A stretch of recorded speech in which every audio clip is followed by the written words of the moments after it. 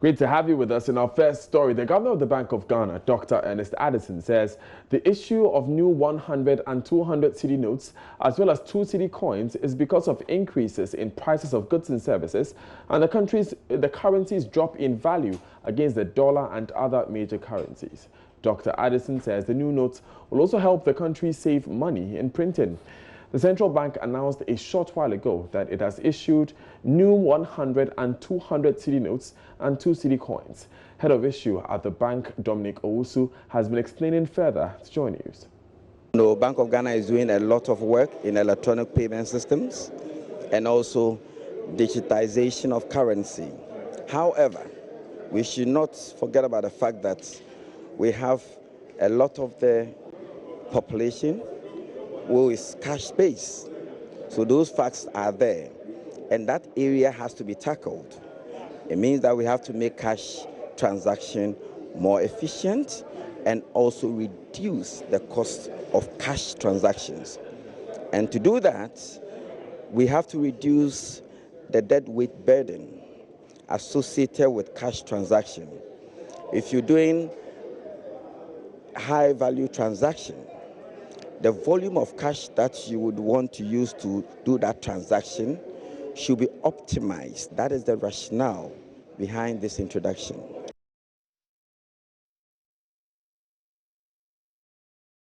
Meanwhile, Dominic Owusu has been taking us through unique features of the new notes and coins. I mean, this is the 100 Ghana cedi note I'm holding. And normally, the note must belong to a family. So there should be consistency in the thematic appeal, the design, aesthetics of the notes. That is why on these notes, we still maintain the general family picture. So here we have the image of the Big Six, as we see the Independence Arch, and then the watermark, which is in the shape of Tetekwashi and the cocoa pod. But then what is prominent and technologically advanced on this note is what we call the surface stripe. And I want to point to the surface stripe. The surface stripe is the feature I'm covering or I'm pointing to. This feature is a three-dimensional feature and is the first introduction of this sort in the world. We have the feature we call, still the modern feature we call the surface stripe. Now on this note, we have the declared symbol Holy God, which is the ball on the note. So when you look at the note, you see this ball as if it's 3D, as if you can pick it, but you cannot pick it. Now behind the ball, underneath it, you see the declared symbol Holy God, all across. In the middle of the same feature, you see the state sword. And when you tilt the note, the star on the state sword begins to expand and contract. So look at it. I hope you can see it. The star expands and contracts. Also on the left lower corner of the note, we see an enlarged Jinyame symbol, which is here. When I tilt the note, you see a gold bar moving up and down the banknote.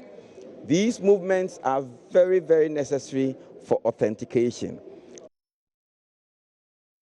Away from that, the Asantehene Otumfuo Osei II, who is also Chancellor of the Kwame Nkrumah University of Science and Technology, says he has received a report on students' disturbances last year.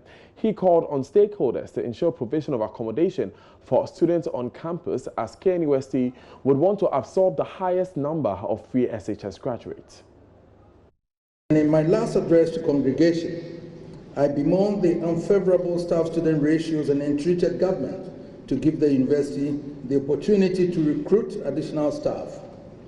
With over 60,000 students, 99 academic departments, 18 faculties, coupled with the establishment of another campus in Obuasi, the operation of distance learning centers across the country, and the mentoring of about 80 nursing and midwifery training institutions and 5 colleges of education, The current staff strength is obviously inadequate to cater for all these expansionary drives. I am told the government has acceded to our request and given the university the clearance to recruit additional staff. We are grateful for this kind gesture, but it is my wish that government would place the university in a special category, considering the role the university is expected to play in the nation's development agenda, and grant the university a special dispensation in the clearance and recruitment of staff subsequently. Distinguished ladies and gentlemen, permit me to draw your attention to a looming crisis with respect to residential accommodation for students. This is not the first time I am raising this issue. I am told about 22 private entities have contacted the university for the purpose of constructing student accommodation on campus. Unfortunately, not much action has been seen in terms of actual construction works. As stakeholders, there's the urgent need for all of us, including government, to engage in a dispassionate discourse on the best way to provide residential accommodation on campus before the next academic year, when the first batch of graduates of the nation's free senior high school are admitted into the universities. You may recall that during the 53rd congregation in July 2019, I mentioned in my address that the committee I set up to investigate the students' disturbances last year had submitted its report, and I was studying it. I have accepted the report, and I commend the Rososu Committee for the thorough work done. I would refer the report to council, but before then, I would engage in consultations with stakeholders of the university on the way forward.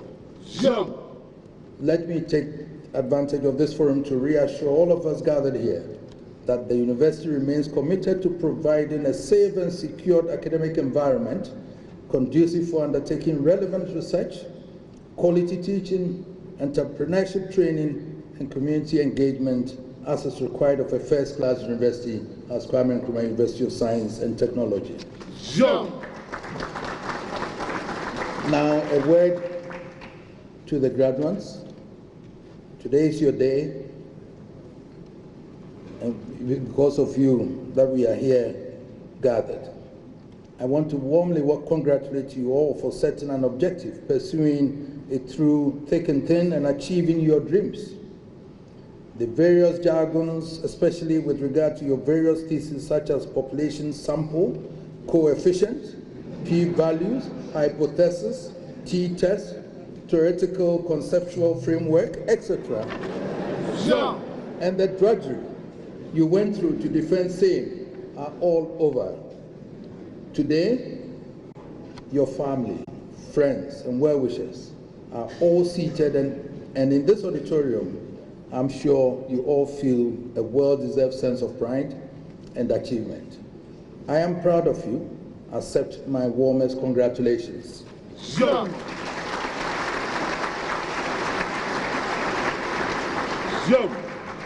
Having passed through the walls of KNUST, it is undoubtedly clear that you have been transformed. You have been equipped with the relevant skills to better understand the peculiar challenges of our society in an attempt to proffer sustainable solutions to our problems. You are thus expected to bring your change factor to bear on the fortunes of your various endeavors. Remember, you carry the KNUST brand, and you must therefore be careful of your actions and inactions on the hard-won image of the university. You are a technocrat, and you must be seen as such. Now, the Chief Justice, Ofa Akufo, is at the Ho Central Prisons to supervise her last Justice for All program. The Chief Justice retires next month. She has been instrumental in the running of the program, which got rejuvenated after JoyNews' Locked and Forgotten documentary, which exposed the inhumane treatment of remand prisoners across the country. The high point of today's sitting will be 18 female high commissioners and ambassadors serving in Ghana, accompanying the Chief Justice to observe proceedings. Seth Kwame Boateng is there and joins us live. Seth, what more can you report? Daniel, so the Chief Justice about entering the premises of of free square. Seth, I'd ask that you speak up a bit, Seth. We can hardly hear you on this side. Okay, so the point I'm making is that you can see the Chief Justice behind me with some of the dignitaries that are infected before they enter the briefing yard where the session will happen. But we'll go back to Seth and re-establish a stronger connection. Apologies on the poor quality of the phone line there. In the meantime, transmission of power from the Ghana Grid Company, Gridco, could take a hit starting next week if heavy debts from key institutions like ECG, Valco and Netco are not settled. The indebtedness totaling 1 billion cedis, according to senior staff of the power transmitter, is crippling their activities. Last week, the association members announced a roadmap to register their displeasure over what they describe as an unpleasant situation, among which includes withdrawal of emergency services on plants and machines and hoisting of red bands on various installations at the company's premises. At a media briefing by staff in Tema Friday, chairman of the association, Raphael Kono, said the only action which will stop them from embarking on a full-blown strike is the payment of debt owed the company. Before we bring you that sound from Raphael Kono, let's go back to the Volta region. Seth Kwame Boateng has rejoined us. Seth, take us through the activities of the Justice for All program again.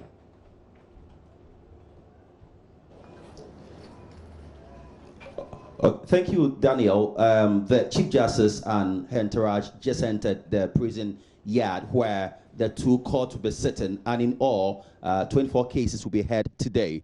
The Chief Justice earlier was received by the prison high command over here, and an address was given. And we have been told that since 2007, when the Justice for All program was started, the prison remand population was 33%. As we speak, it has reduced to 13.1%, and they are happy about it. The entourage from the various high commissions and embassies in Ghana, the female high commissioners followed the Chief Justice here. One, I'm told they want to congratulate her and award her, and also they also want to observe the proceedings, how this Justice for All program is done. Is the reason they all followed her here and they have entered. So they've divided themselves. They will be sitting in each of the courts today to observe how things are done when it comes to Justice for All program.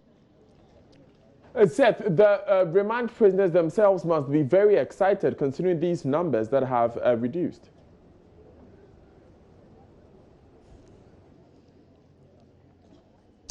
Yeah, they're excited, and on my left, I can see that some family members are seated. So then, in case if any of them is discharged or granted bail, and they need to sign a bail condition, the family members will be available to do that so they can leave as soon as possible. In the past, when they are granted bail, they used to stay for days before they go. But in previous sittings, instructions were given that as soon as they are granted bail or discharged, they must be freed immediately. So I'm sure, or I suspect, the family members are here to do that. And they must be excited. I'm here to go inside and speak to them. But anytime they are told the Justice for All team is around, they're excited because some who have spent years in prison without being taken to court are now going to have the opportunity for their cases to be heard, so that those who should have gone home 5 months ago or a year ago and they didn't get the opportunity, or this time around get the opportunity to go home. So they're excited. Even though I've not been inside, I know because of previous ones I've covered. Seth, tell us about these 18 commissioners who are accompanying the delegation. What role are they playing?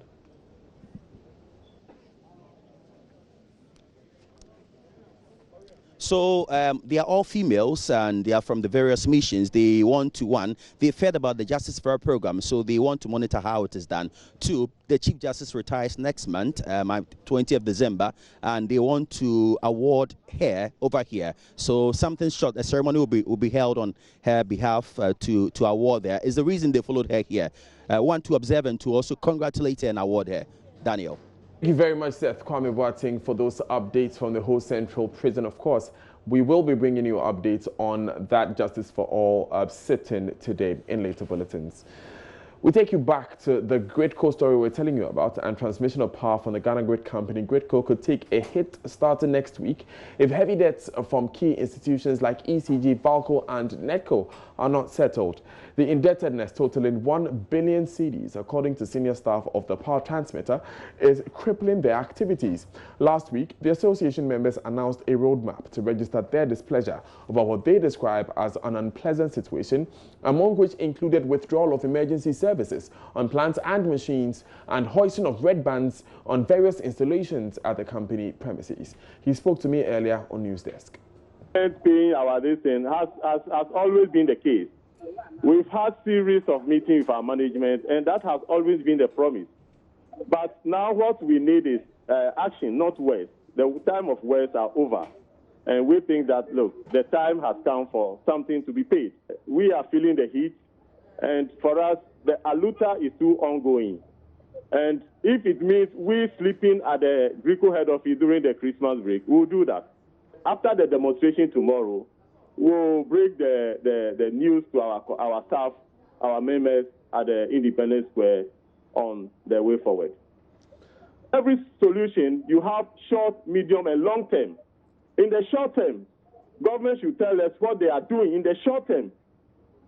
And that one, we are saying that our looters will continue until we see those monies, a quantum of them, quite substantial of them, in our account.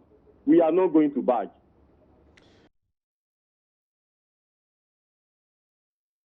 It's still live on Joy News today, and the minority in Parliament wants the Electoral Commission to be summoned before the House on its preparation for the December 17 referendum, which is scheduled to take place then. The referendum, which has generated controversy, is expected to legitimize partisan participation in elections at the district level. Ranking member on the Legal and Constitutional Affairs Committee, Alhaji Inusa Hussaini, argues the House approved the budgetary allocation for the EC in the performance of its duties, hence the importance for the Commission to brief them on the use of these approved resources. Kwesi Parker-Wilson joins us with details. Kwesi, what more has Alhaji Inusa Hussaini been saying? Well, so his point was clear, Daniel, that they approved in fact, the EC was in the House some months gone by to seek for allocation, which of course the House approved. So it's important that they come back to the House and brief them in the midst of the controversies, whether or not the approval of the resources to the Electoral Commission are being used for the right thing. But the Deputy Majority Whip, that is Matthew Yundam, who spoke on behalf of the majority, indicated that, well, the majority leader is not in the House at the moment, that is Chairman Mr. Bonsu, and that he will communicate the information to him, and the leadership of the House will discuss if there's a need for them to invite the Electoral Commission to appear before the House and answer the question. Definitely they'll do that by close of next week. And Daniel, let me just say that something just happened a while ago. The Member of Parliament for Asanwase constituency, Muntaka Mubarak, and also a member of the appointment committee, raised some concerns over the delays of the submission of CVs of the three appeal court judges nominated to the Supreme Court. His point was that barely 3 weeks into the appointment, the committee is yet to receive their CVs, which is a worry and is going to have an effect on the work of the committee because they wouldn't have enough time to peruse their documents and put them as they appear before them. So he urged the House to, as a matter of urgency, get the CVs ready for the members of the committee to peruse so that at least when they appear before them, they can really quiz them and know that indeed the individuals who have been appointed to the Supreme Court are the right people capable to deliver as far as the Supreme Court is concerned. For the sake of emphasis, Parker, when are these nominees scheduled to appear before the committee? Yeah, that hasn't been communicated to the House yet, but with the MP for Asanwase, Muntaka, it was of the view that it will be anytime soon, almost about 2 weeks. And he feels that the time is now for them to get the CV so that at least they can peruse them. But there hasn't been any official communication to the House as to when they will appear before the committee. Parker, a few days ago, the Speaker of Parliament, Professor Aaron Michael Quay, mentioned that the Finance Minister should be made to provide the estimates for the various ministries in the budget before the House can approve these estimates. Have these figures been provided? No, Daniel. Well, okay, let me say that yes and no, because the Deputy Majority Whip, Masi Yindam, this morning, even the commencement of the business of the day, informed the House that they have received some of the budget estimates for some of the committee. So the Finance Ministry has stayed to the call of the Speaker, but they haven't received all the budget estimates, but they can see that at least some of them are in, and of course the committee is responsible, or the budget estimate for the respective committees that have come before the House will be submitted to them by close of day. Also, quickly, Parker, the Bank of Ghana just outdoored these two new notes for the Ghana cedi. Has the minority reacted in any way?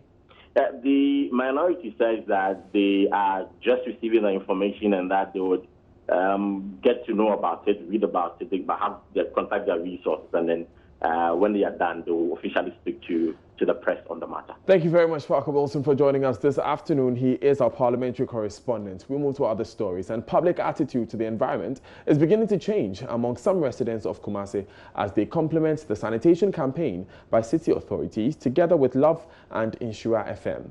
Individuals and groups are responding to the initiative by cleaning around their homes and workplaces without being prompted. Erastus Asaridonko joined one of such exercises, spearheaded by the owner of a dental service facility at Dr. Mensah Commercial Hub. A sprawling, busy trading hub in Kumasi is home to some of the filthy and smelly places in the city.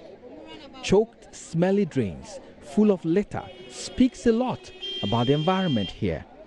Meet Benjamin Hagan Brown Jr., owner of Wilburn Dental Clinic at Dr. Mensah.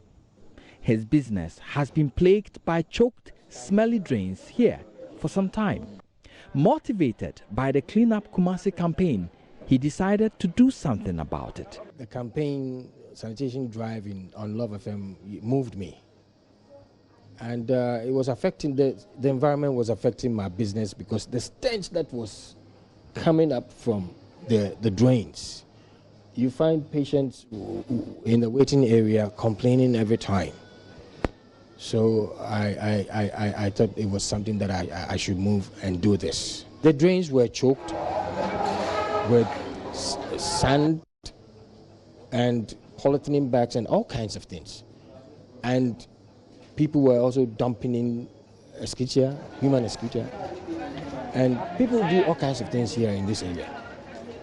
There's a lane here behind us. We went there, and the nature of the place, the scooter we asked these boys to move. It was a hell.